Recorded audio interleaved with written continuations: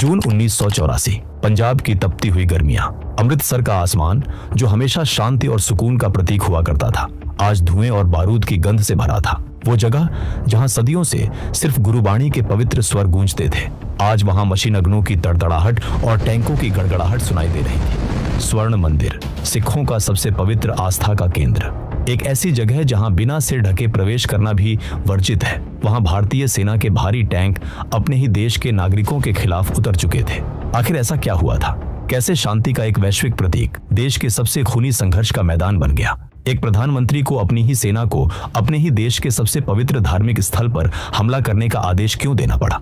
और अंदर मौजूद उन हजारों बेगुनाह श्रद्धालुओं का क्या हुआ जो सिर्फ उस दिन मत्था टेकने आए थे? यह सिर्फ एक सैन्य अभियान की कहानी नहीं है, यह राजनीतिक गलतियों, धार्मिक कट्टरपंथ और उस आम इंसान की कहानी है जो हमेशा सत्ता के खेल में मोहरा बनता है। कहानी 1984 से शुरू नहीं होती। इस आग के बीज बहुत पहले बोए जा चुके थे। 1970 का दशक, पंजाब में हरित क्रांति का दौर चल रहा था। खेतों में सोना उगल रही फसलें पंजाब को देश का सबसे अमीर राज्य बना रही थीं। लेकिन इस चमक के पीछे एक गहरा अंधेरा पनप रहा था। मशीनीकरण की वजह से खेत मजदूर बेरोजगार हो रहे थे, युवाओं के हाथों में काम नहीं था। और इतिहास गवाह है कि जहां बेरोजगारी होती है, वहां असंतोष सबसे पहले जन्म लेता है। उसी समय पंजाब की राजनीति में एक शह और मात का खेल चल रहा था। अकाली दल, जो पंजाब में सिखों की नुमाइंदगी करने वाली एक मजबूत राजनीतिक ताकत था, उसने 1973 में आनंदपुर साहिब प्रस्ताव पेश किया। इस प्रस्ताव में क्या था? यह प्रस्ताव मूल रूप से पंजाब के लिए अधिक स्वायत्तता यानी ज्यादा अधिकारों की मांग कर रहा था, जैसे नदियों के पानी के बंटवारे का मुद्दा, चंडीगढ़ को पूरी तरह पंजाब को सौंपना और सिख धर्म के लिए एक अलग पहचान की बात। शुरुआत में यह सिर्फ एक राजनीतिक और आर्थिक मांग थी, लेकिन दिल्ली में बैठी केंद्र सरकार को लगा कि यह अलगाववाद की शुरुआत है। उन्हें लगा कि यह भारत के टुकड़े करने की साजिश है, और यहीं से राजनीति ने एक ऐसा खतरनाक मोड़ लिया जिसकी कीमत पूरे देश को चुकानी पड़ी। अकाली दल की बढ़ती राजनीतिक ताकत को रोकने के लिए सत्ता के गलियारों में कुछ रणनीतिकारों ने एक ऐसी चाल चली जो बाद में उन्हीं पर भारी पड़ने वाली थी। उन्होंने अकालियों को कमजोर करने के लिए एक युवा तेज तर्रार धार्मिक उपदेशक को परोक्ष रूप से समर्थन देना शुरू किया। उसका नाम था जरनैल सिंह भिंडरावाले। सफेद चोला, नीली पगड़ी, हाथ में स्टील का तीर और शब्दों में आग। भिंडरावाले की आवाज में वो कशिश थी जो पंजाब के बेरोजगार और दिशाहीन युवाओं को अपनी तरफ खींच रही थी। वो सीधे तौर पर नशाखोरी और पश्चिमी सभ्यता के खिलाफ बोलता था। उसने सिखों को अपने शुद्ध धार्मिक स्वरूप में लौटने को कहा। सुनने में यह एक साधारण धार्मिक सुधार आंदोलन लगता है ना? लेकिन ऐसा था नहीं। बहुत जल्द धर्म की चादर के नीचे हथियारों की तस्करी शुरू हो गई। भिंडरावाले के प्रवचन अब सिर्फ धर्म तक सीमित नहीं थे। उनमें अब सरकार के खिलाफ बगावत, सिखों के साथ हो रहे अन्याय और न्याय छीन कर लेने की बातें होने लगी थी। जो भस्मासुर राजनीति ने पैदा किया था, वो अब खुद राजनीति को निगलने के लिए तैयार था। 1980 के दशक की शुरुआत तक पंजाब की फिजा पूरी तरह बदल चुकी थी। हवा में अब मिट्टी की खुशबू कम और खौफ ज्यादा था। अप्रैल 1980, निरंकारी संप्रदाय के प्रमुख गुरुबचन सिंह की हत्या। सितंबर 1981, हिंद समाचार ग्रुप के संस्थापक और भिंडरावाले के मुखर आलोचक लाला जगत नारायण की दिन दहाड़े हत्या। पंजाब जलने लगा था। टारगेट किलिंग्स, बस हाईजैक और पुलिस वालों पर हमले आम बात हो गए थे। कानून व्यवस्था पूरी तरह चरमरा चुकी थी। हर हत्या के तार कहीं न कहीं भिंडरावाले के करीबियों से जुड़ रहे थे, लेकिन पुलिस उस पर हाथ डालने से डरती थी। क्यों? क्योंकि वह अब सिर्फ एक व्यक्ति नहीं, एक कल्ट बन चुका था। आखिरकार जब पुलिस ने दबाव में आकर भिंडरावाले को गिरफ्तार किया तो पंजाब भर में भयंकर दंगे भड़क उठे। मजबूरन कुछ ही हफ्तों में सरकार को सबूतों की कमी का हवाला देकर उसे रिहा करना पड़ा। यह एक ऐसा पल था जिसने पूरे पंजाब को एक संदेश दे दिया, भिंडरावाले अब कानून और सरकार दोनों से ऊपर हो चुका है। और फिर 1982 में एक ऐसा कदम उठाया गया जिसने भारत सरकार की रातों की नींद हमेशा के लिए उड़ा दी। गिरफ्तारी से बचने और अपने आंदोलन को एक अभेद्य किला देने के लिए जरनैल सिंह भिंडरावाले ने अपने हथियारबंद समर्थकों के साथ स्वर्ण मंदिर परिसर में डेरा डाल लिया। जरा सोचिए, एक देश का सबसे पवित्र मंदिर जहां हर दिन हजारों लोग शांति की तलाश में आते हैं, वो धीरे धीरे एक सैन्य छावनी में तब्दील हो रहा था। मंदिर परिसर के अंदर रेत की बोरियां लगाई जाने लगी, अकाल तख्त और आसपास की छतों पर लाइट मशीन गन तैनात कर दी गई। अंदर भारी मात्रा में हथियार पहुंच रहे थे, विदेशी ग्रेनेड और रॉकेट लॉन्चर जमा हो रहे थे, लेकिन बाहर खड़ी पुलिस और खुफिया एजेंसियां मूक दर्शक बनी हुई थी। किसी की हिम्मत नहीं थी कि वह स्वर्ण मंदिर के अंदर कदम रखे। दिल्ली में बैठी प्रधानमंत्री इंदिरा गांधी के लिए यह स्थिति अब बर्दाश्त से बाहर हो रही थी। पंजाब हाथ से फिसल रहा था और अंतर्राष्ट्रीय स्तर पर भारत की छवि एक कमजोर राष्ट्र की बन रही थी। देश के एक हिस्से के टूटने का डर मंडराने लगा था। कई दौर की गुप्त बातचीत हुई, समझौते की कोशिशें हुई, सरकार के दूतों ने भिंडरावाले से मुलाकातें की, लेकिन सब नाकाम। मई 1984 के अंत तक यह साफ हो चुका था कि अब बातों से कोई हल नहीं निकलेगा। इंदिरा गांधी के सामने सिर्फ दो ही रास्ते थे। पहला, मंदिर की पवित्रता को देखते हुए उन्हें उनके हाल पर छोड़ देना, जिसका सीधा मतलब था पंजाब को एक अलग देश खालिस्तान बनने की तरफ धकेलना। और दूसरा रास्ता, भारतीय सेना को सीधे स्वर्ण मंदिर के अंदर भेजना। एक ऐसा कठोर फैसला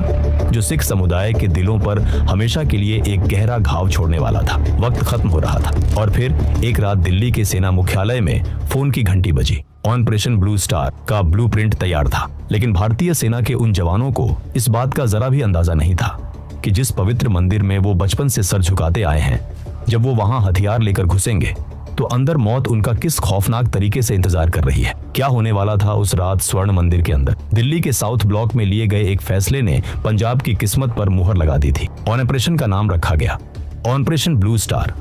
इस पूरे अभियान की कमान सौंपी गई मेजर जनरल कुलदीप सिंह बराड़ को, एक ऐसे सैन्य अधिकारी जो खुद एक सिख थे।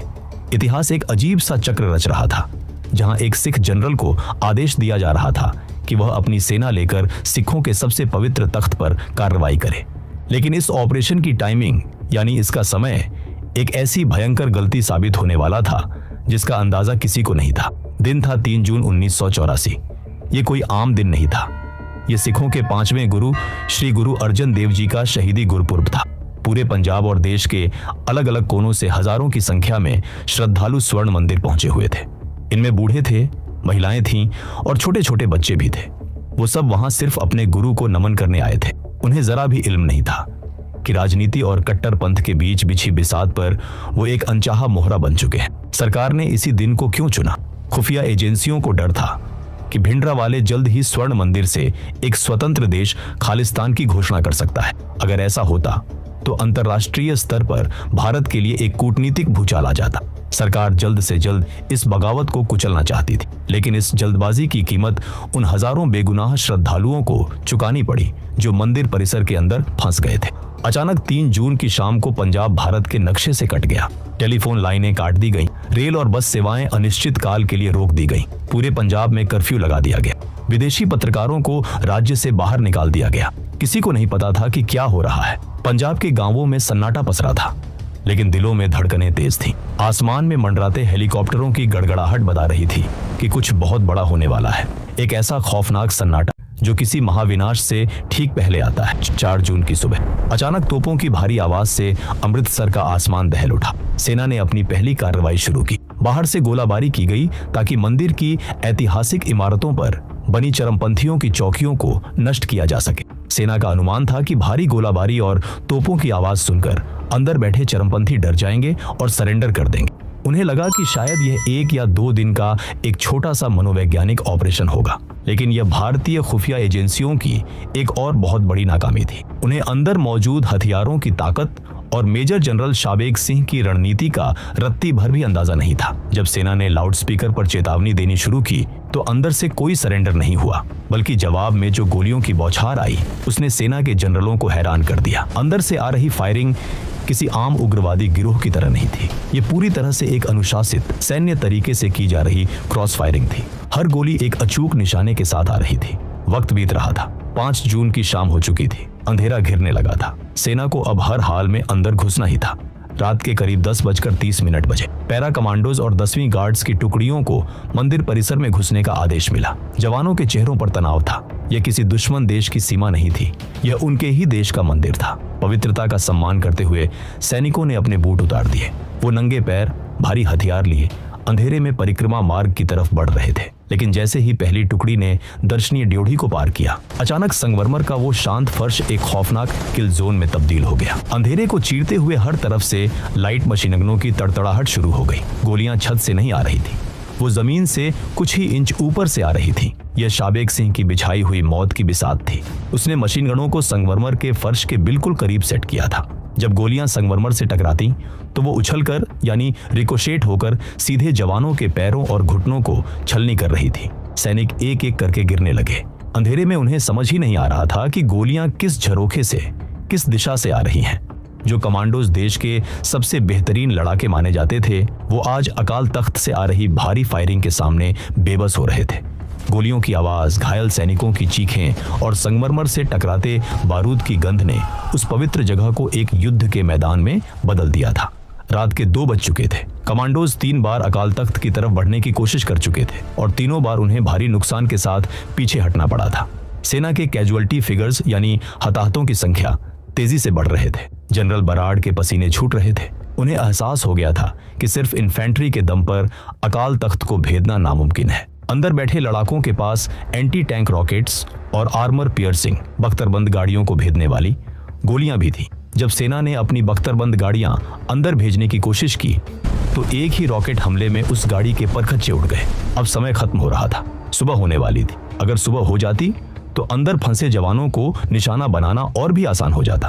तभी वायरलेस सेट पर एक ऐसा आदेश गूंजा जिसने ऑपरेशन का इतिहास बदल दिया। जनरल बराड ने दिल्ली संपर्क किया और टैंक्स के इस्तेमाल की इजाजत मांगी। एक पल के लिए सोचिए, जिस जगह पर लोग सिर झुकाकर चलते हैं वहां अब भारी भरकम विजेंता टैंकों के लोहे के ट्रैक्स संगमरमर को तोड़ते हुए अंदर घुसने वाले थे। यह कोई आम फैसला नहीं था। यह एक ऐसा फैसला था जो आने वाली कई पीढ़ियों के दिलों में एक गहरी दरार डालने वाला था। 6 जून की भोर जब सूरज की पहली किरण निकलने वाली थी तब 3 विजेंता टैंक परिक्रमा मार्ग पर उतरे। उनकी गड़गड़ाहट से पूरा परिसर कांप उठा।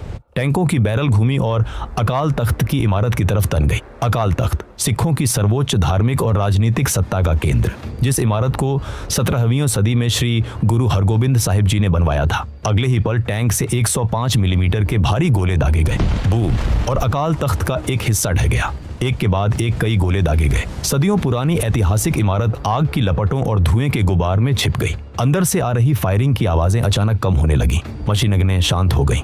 अकाल तख्त का आधा हिस्सा खंडहर में तब्दील हो चुका था। 6 जून की सुबह जब सूरज पूरी तरह निकला तो मंजर दिल दहला देने वाला था। पवित्र सरोवर का पानी जो हमेशा एक नीले आईने की तरह चमकता था, आज उसका रंग लाल हो चुका था। हर तरफ खून के धब्बे थे। संगमरमर के सफेद पत्थरों पर गोलियों के हजारों निशान छप चुके थे। जलती हुई इमारतों से उठ रहा धुआं आसमान को काला कर रहा था। अकाल तख्त के मलबे के बीच से जब सेना ने तलाशी अभियान शुरू किया तो उन्हें 2 अहम शव मिले। एक शव था सफेद चोले में, जिसके हाथ में अभी भी एक हथियार था। वो था जरनैल सिंह भिंडरावाले। और दूसरा शव था उसी के बगल में, मेजर जनरल शाबेग सिंह का। दोनों मारे जा चुके थे। ऑपरेशन सैन्य नजरिए से पूरा हो चुका था, लेकिन क्या सच में जंग खत्म हो गई थी? नहीं, असली त्रासदी तो अभी सामने आना बाकी थी। उस भारी गोलीबारी और बमबारी के बीच उन हजारों आम श्रद्धालुओं का क्या हुआ? ये इस कहानी का वो पन्ना है जिसे अक्सर रणनीतिक दस्तावेजों में कोलेटरल डैमेज कहकर दबा दिया जाता है, लेकिन इंसानियत की नजर से देखें तो यह एक खौफनाक दर्द था। जब सेना और चरमपंथियों के बीच गोलियां चल रही थीं, तब सैकड़ों परिवार मंदिर परिसर के अलग अलग कमरों, सरायों और तहखानों में दुबके हुए थे। जून की तपती गर्मी, ना पीने को पानी, ना खाने का निवाला। छोटे बच्चे प्यास से तड़प रहे थे, लेकिन कोई बाहर नहीं निकल सकता था। बाहर हर तरफ मौत नाच रही थी। जब क्रॉस फायरिंग शुरू हुई तो कई बेगुनाह इन गोलियों का शिकार हुए। आधिकारिक आंकड़े कहते हैं कि इस ऑपरेशन में सेना के 83 जवान शहीद हुए और करीब 249 घायल हुए। वहीं दूसरी तरफ करीब 493 चरमपंथी और नागरिक मारे गए। लेकिन चश्मदीदों और स्वतंत्र मानवाधिकार संगठनों के आंकड़े इस सरकारी दावे से कहीं ज्यादा भयानक हैं। उनके अनुसार हजारों आम नागरिक इस खूनी खेल की भेंट चढ़ गए। जो लोग सरेंडर करने बाहर निकले, कई बार गलतफहमी या डर में उन्हें भी गोली मार दी गई। सेना पर मानवाधिकार हनन के कई गंभीर आरोप लगे। एक मां अपने बच्चे को बचाने के लिए उस पर लेट गई, लेकिन गोली दोनों को चीरती हुई निकल गई। कई बुजुर्ग प्यास और घुटन से मर गए। यह सिर्फ एक सैन्य ऑपरेशन नहीं था, यह एक मानवीय त्रासदी थी। आखिरकार 7 जून को मंदिर परिसर पर पूरी तरह से सेना का नियंत्रण हो गया। लेकिन असली तूफान तो अभी बाहर उठना शुरू हुआ था। जब ऑपरेशन ब्लू स्टार की खबरें और अकाल तख्त के ADHBNs की तस्वीरें बाहर आईं, तो पूरी दुनिया में बसे सिख समुदाय के दिलों पर जैसे बिजली गिर गई। यह उनके लिए सिर्फ एक इमारत का गिरना नहीं था, यह उनकी आस्था, उनके वजूद और उनकी आत्मा पर एक सीधा हमला था। भारतीय सेना में सिख सैनिकों का एक बहुत बड़ा और गौरवशाली इतिहास रहा है, लेकिन जब इन सिख सैनिकों तक यह खबर पहुंची कि उनकी ही सेना ने उनके सबसे पवित्र तख्त पर टैंक चला दिए हैं, तो एक ऐसा मनोवैज्ञानिक भूचाल आया जिसकी किसी ने कल्पना नहीं की। कई छावनियों में बगावत हो गई। रामगढ़, अलवर, पुणे जैसे इलाकों में सिख रेजिमेंट के कई जवानों ने अपने ही अधिकारियों पर गोलियां चला दी। वो हथियार लेकर अमृतसर की तरफ कूच करने लगे। भारतीय सेना के इतिहास में ऐसा कभी नहीं हुआ था। एक तरफ सेना अपने ही बागी जवानों को रोकने में लगी थी, तो दूसरी तरफ पंजाब में ऑपरेशन वुडरोज शुरू कर दिया गया था। गांव गांव में सेना की गश्त थी। हजारों सिख युवाओं को पूछताछ के नाम पर उठाया जाने लगा। पंजाब एक खुले जेल में तब्दील हो चुका था। हर सिख युवा को शक की नजर से देखा जाने लगा था। दिलों में जो गुस्सा भर रहा था वह एक बहुत बड़े ज्वालामुखी का रूप ले चुका था, और यह ज्वालामुखी फटा 31 अक्टूबर 1984 की सुबह दिल्ली में प्रधानमंत्री का सरकारी आवास। इंदिरा गांधी अपनी सुरक्षा जांचते हुए आगे बढ़ रही थी। तभी उनके ही दो सिख अंगरक्षकों बेअंत सिंह और सतवंत सिंह ने अपनी स्टेन गन और रिवॉल्वर निकाली और उन पर गोलियों की बौछार कर दी। ऑपरेशन ब्लू स्टार का आदेश देने वाली प्रधानमंत्री की हत्या हो चुकी थी। बदला लिया जा चुका था, लेकिन इस बदले ने देश को एक ऐसे अंधेरे कुएं में धकेल दिया जहां से इंसानियत की चीखें आज भी सुनाई देती हैं। इंदिरा गांधी की हत्या के बाद पूरे देश में भयंकर दंगे भड़क उठे। 1984 के सिख विरोधी दंगे। दिल्ली, कानपुर, बोकारो जैसे शहरों में हजारों बेगुनाह सिखों को उनके घरों से निकाल कर जिंदा जला दिया गया। उनके गले में जलते हुए टायर डाल दिए गए।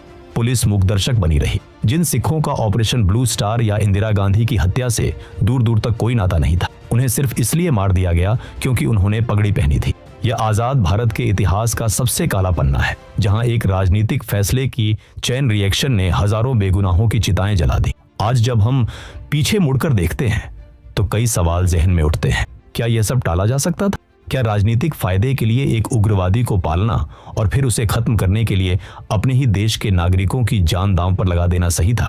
क्या अकाल तख्त के अंदर टैंक ले जाना ही आखिरी रास्ता बचा था? स्वर्ण मंदिर को साफ किया गया। अकाल तख्त का दोबारा निर्माण भी कर दिया गया। सरकार की तरफ से कार सेवा करवाई गई। संगमरमर फिर से चमकने लगा। लेकिन इमारतों को तो दोबारा खड़ा किया जा सकता है, पर टूटे हुए विश्वास का क्या? दिलों में जो दरारें पड़ जाती हैं उन्हें भरने के लिए कोई ईंट गाड़ा काम नहीं आता। ऑपरेशन ब्लू स्टार सिर्फ एक सैन्य कार्रवाई नहीं था, ये इस बात का एक खौफनाक सबूत था कि जब राजनीति धर्म का इस्तेमाल करती है और जब धर्म में कट्टरपंथ अपनी हदें पार कर जाता है तो उसकी कीमत हमेशा आम इंसान को अपने खून से चुकानी पड़ती है। आज भी स्वर्ण मंदिर शांत है। सरोवर का पानी नीला और पवित्र है। वहां आज भी हर रोज लाखों लोग मत्था टेकने आते हैं। गुरुबाणी के स्वर उसी तरह गूंजते हैं।